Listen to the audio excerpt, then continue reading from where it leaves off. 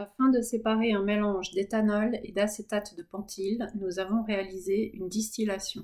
Le mélange de liquide a été chauffé dans un ballon, a traversé la colonne Vigreux pour atteindre la tête de colonne dans laquelle se trouvait un thermomètre. Lorsqu'il a atteint le réfrigérant à ballon, il s'est recondensé et a fini sa course dans l'Erlenmeyer.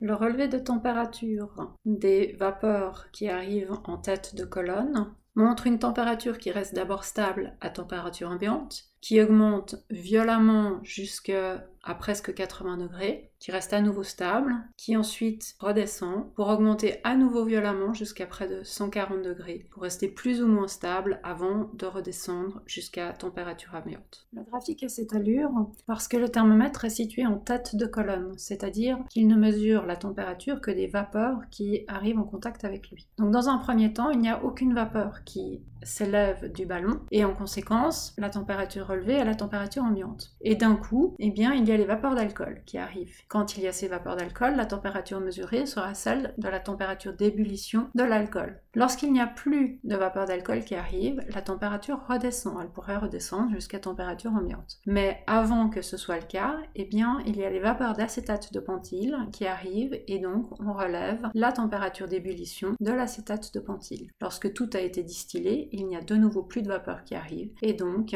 on voit la température redescendre jusqu'à la température ambiante. Notons que si le thermomètre avait été placé dans le ballon, c'est-à-dire dans le mélange de liquide, la température se serait élevée petit à petit et se serait stabilisée à 78 degrés, le temps de donner l'énergie à toutes les molécules d'alcool de rompre les interactions pour passer à l'état gazeux. Ensuite, la température aurait recommencé à augmenter jusqu'à ce que le point d'ébullition de l'acétate de pentyl soit atteint. Et à nouveau, on aurait observé que ça se serait stabilisé le temps que toutes les molécules d'acétate de pentyl se soient évaporées. De 0 à 5 minutes, ainsi que de 12 à 13 minutes à peu près, l'énergie calorifique apportée était utilisée pour augmenter la vibration des particules. De 5 minutes à 10 minutes, elle était utilisée pour rompre les interactions entre les molécules d'alcool et de 13 minutes à 17 minutes pour rompre les interactions entre les molécules d'acétate de pentyl.